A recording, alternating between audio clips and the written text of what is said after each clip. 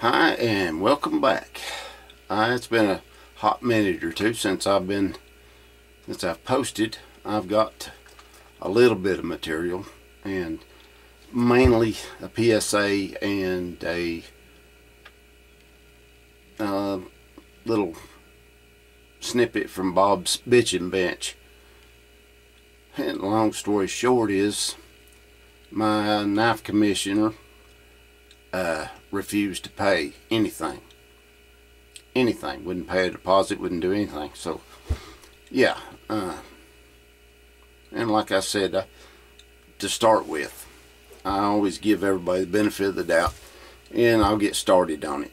Especially if I'm ordering a bunch of stuff, so I have to figure out the shipping and everything. You know, I can't charge $12,000 for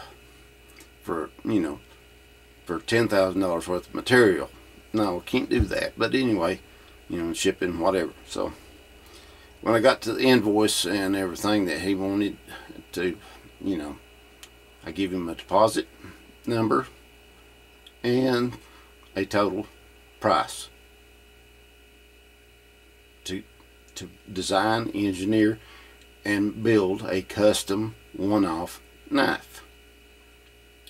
And honestly, I thought it was pretty dang cheap.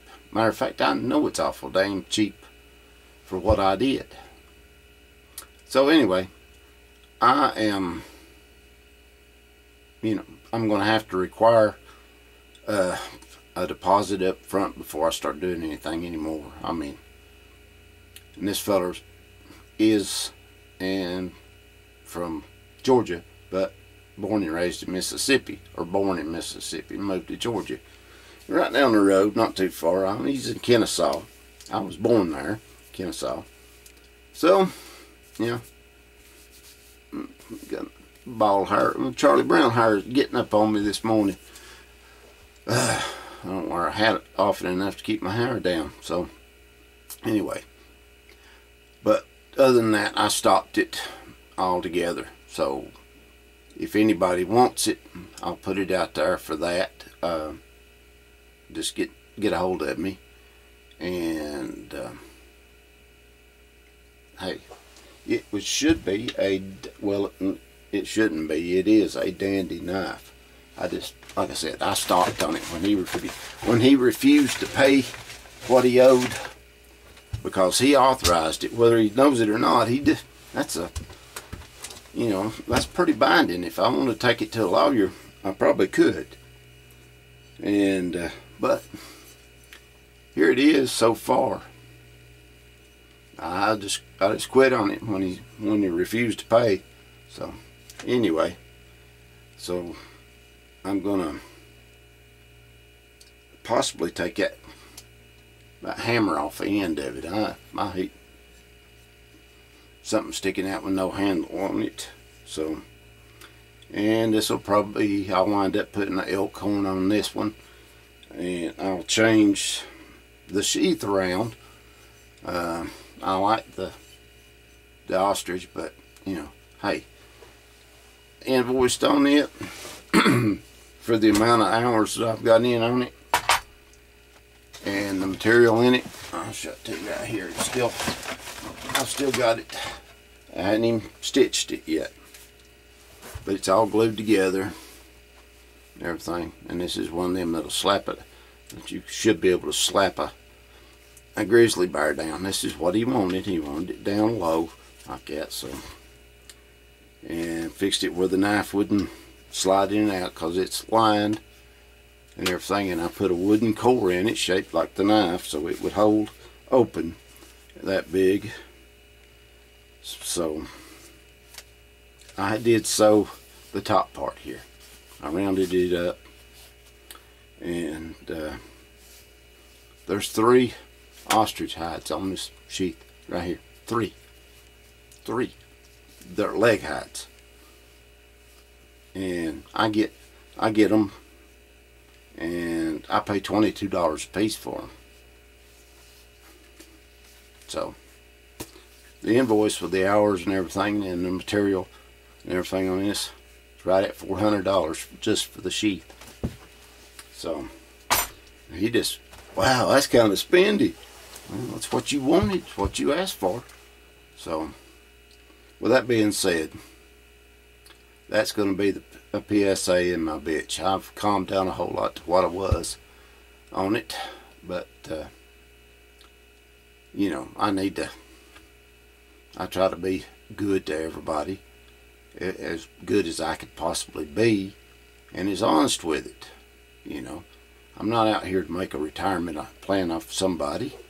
I mean, my price is my price. You know, that's what I do. I'm a custom knife maker. I make several designs, you know, that's there, but what I strive for is customers.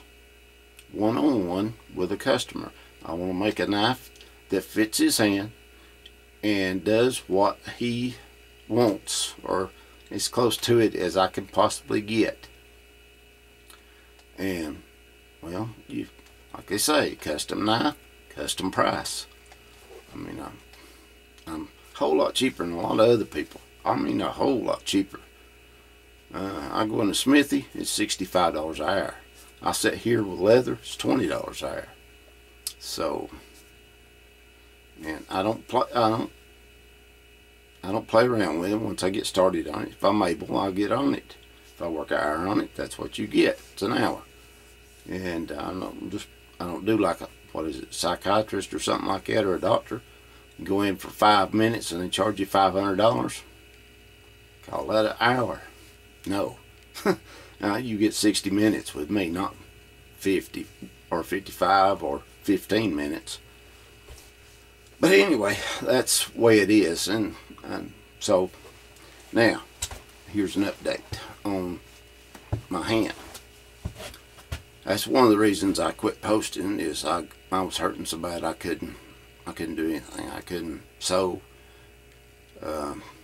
couldn't lace billfolds, couldn't do up one thing or another, couldn't hold a knife to grind it or anything. So with that being said, and the steroid shot's not working, I had to go to a doctor. Then I had to go to PT and take, you know, let the physical therapist or the occupational therapist do an evaluation of you, and they got to look at the x-rays. So I got doctor's visit, x-rays, PT, and then PT said this is just making you worse. Said we're going to have to go to MRI and you're going to have to be surgery. So, okay. So that rocked on for about 2 weeks or 3. Yeah, about 3 weeks I think it was. And when they scheduled surgery, another, I believe it was 3 weeks, when I got my hand doctor, when I actually went to my hand doctor, and they was about 3 weeks out. So I got scheduled on that.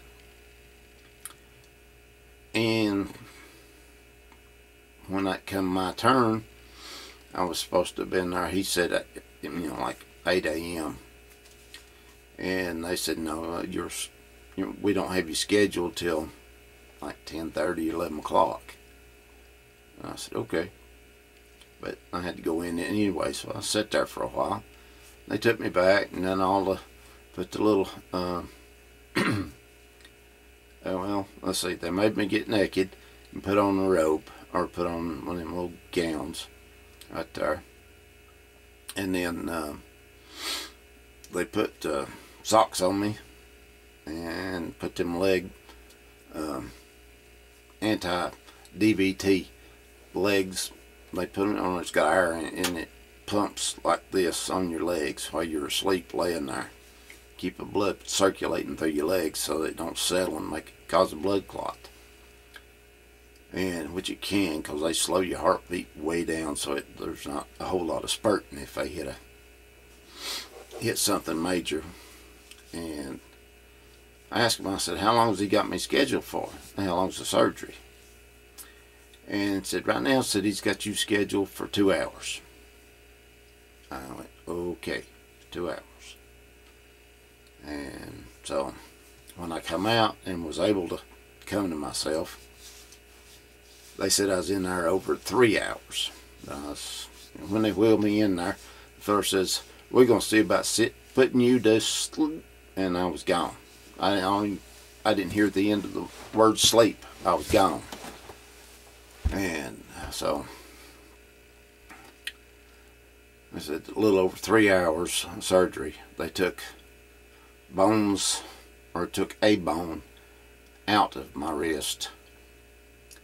And he said, and then he stapled a bone, 2 bones together with titanium staples, and they're pretty mean. I mean, they're not just, he didn't just use a staple gun. No, these are barbed and everything, and they're set in a little bit. So what he does is he's got a tool that spreads them out, and he puts them down into holes he drilled down in there and sets them flush, and then turns loose that little tool right there, and the ends of them come back, and they got barbs in them. So once they go in, they don't come out ever. Not supposed to anyway. If they do, I'm in trouble. But anyway, there's 2 of them in here, and now I'm in a cast. I spent 14 days in a splint with no infection, which was fantastic. Took the stitches out, and I never seen stitches done like that before, but excuse me. And there's parts of my hand excuse me, kind of dusty in here. Well, anyway, they fixed them and pulled everything together, and it looked really good. I had changed the bandage on it a time or two myself, and under the bandage there was a piece of tape on my hand, and it's yellow, and it looked like mesh sheetrock tape, the fiberglass mesh rock. Anyway, but it's a lot tighter weave than that, but it was loose enough that, you know, it had holes in it, you could see skin through it. And they told me not to put any antibiotic cream whatsoever on it of any flavor. I've got some pretty good, since I work in knives and cut myself all the darn time, I have some prescription cream, antibiotic cream, that you can rub on one and hold it down right there, you know, get it quit bleeding, put a little super glue on it, and then put that cream on there, bandage it up. A couple of days, it's well on its way. I mean, it's dandy stuff, and it helps take pain out too. It pulls, I don't know why it does or what it does, calm the nerves or whatever, but anyway, it seems to help with me. So anyway, on that, but in the paper he gave me, said you could put Vaseline over top of it, keep it moist. So that's what I done. I'd rub a little Vaseline on that tape. I never removed the tape, I never removed it or anything. I didn't know if it had adhesive on one side of it, holding it there to help hold the sutures and the cut, the wound, help hold it together. Didn't know. Never fooled with it before, so never seen it before. So it's amazing what they can do and what they have to work on a human body with. So I done that, then I'd bound it up, and stick my hand in a bag and tape the bag up and take a shower. So with all that, the 2 weeks I spent in a splint, he took everything off of me.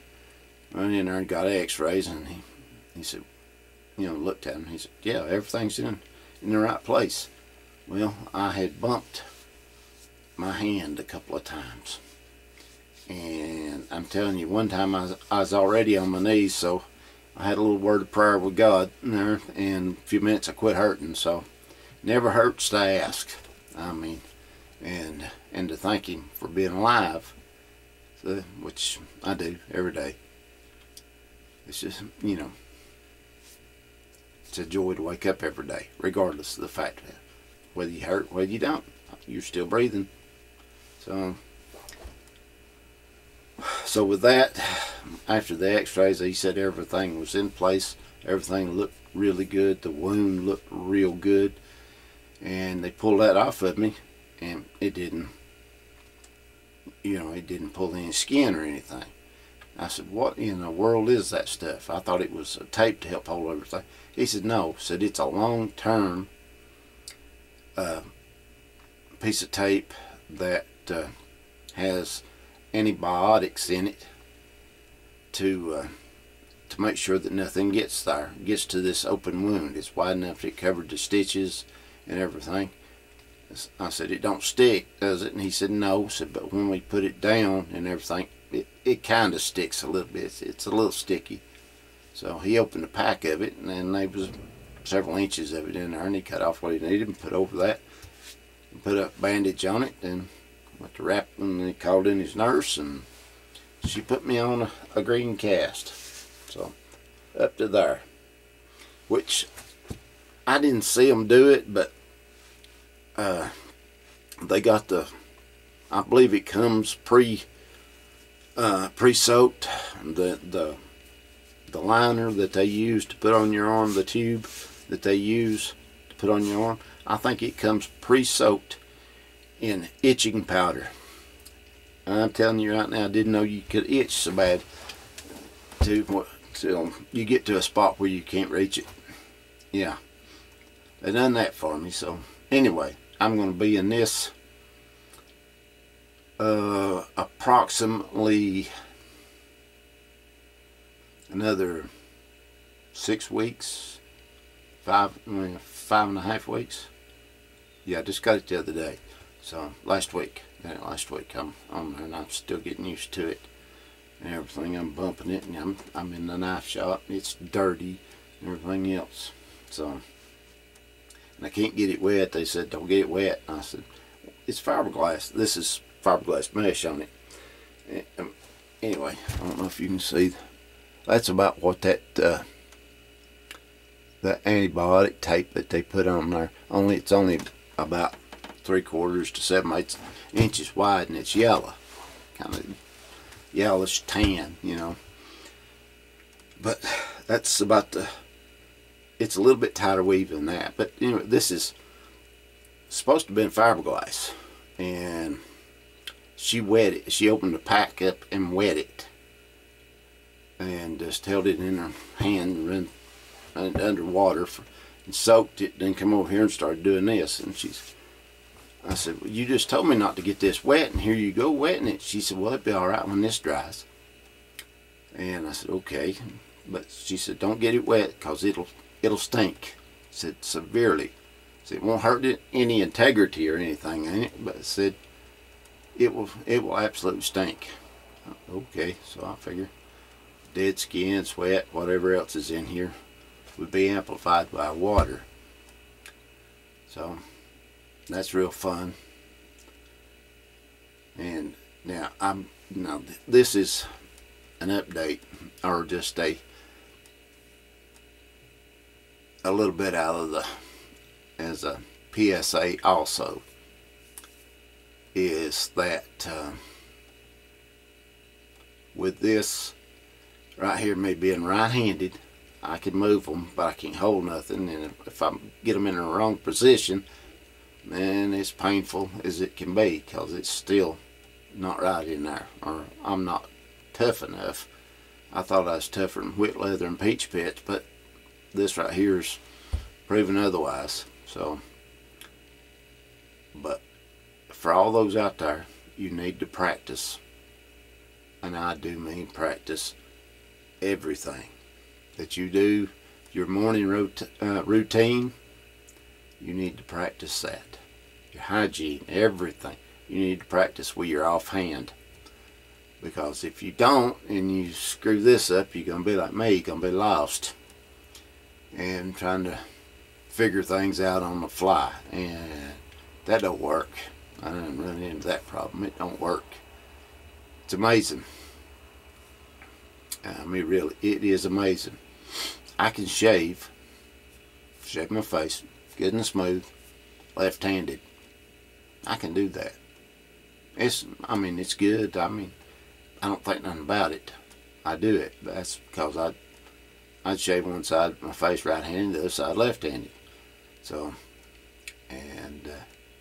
so all I had to do was just reach across the aisle. You know, that ain't bad. So, when it comes to brushing my teeth, I'm lost with the left hand. It's got a mind of its own. It just goes every which way. You know, it's almost went up my nose a time or two, in my jaws back there. You don't realize that something that you've been taught to do since you was about 2 years old with your dominant hand, and then all of a sudden have to do it with the opposite hand. Yeah.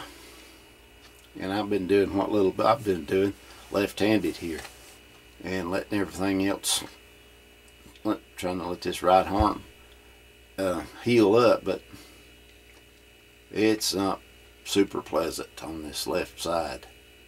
Kind of sore, but that's part of it. That's life.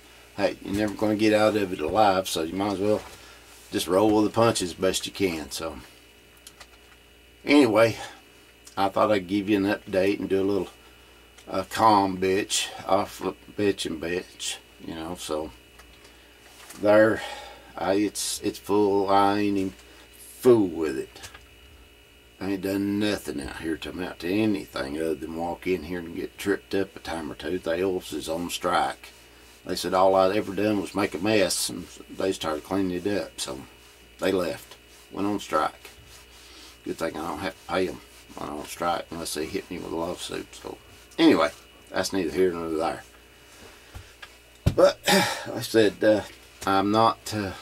I hadn't quit. I'm going to have to lay off everything. I can't, you know. I've tried grinding a few things, just simple things that I needed ground on that, and left-handed doing certain things is just, you know, you need two hands to really be secure on the belt grinder. And I hadn't done, so that's all I've done. I hadn't done anything to amount to anything, to tell you the honest truth. Get out here and collect eggs every once in a while, feed the chickens. And I'm going back in right now. Evidently they're hungry. So, speaking of chickens, I need to go get water for them. And they're out of water. I noticed that a while ago. So, anyway, till next time. This is Bobby Shields, all crippled up here in the hand anyway. Saying, God bless.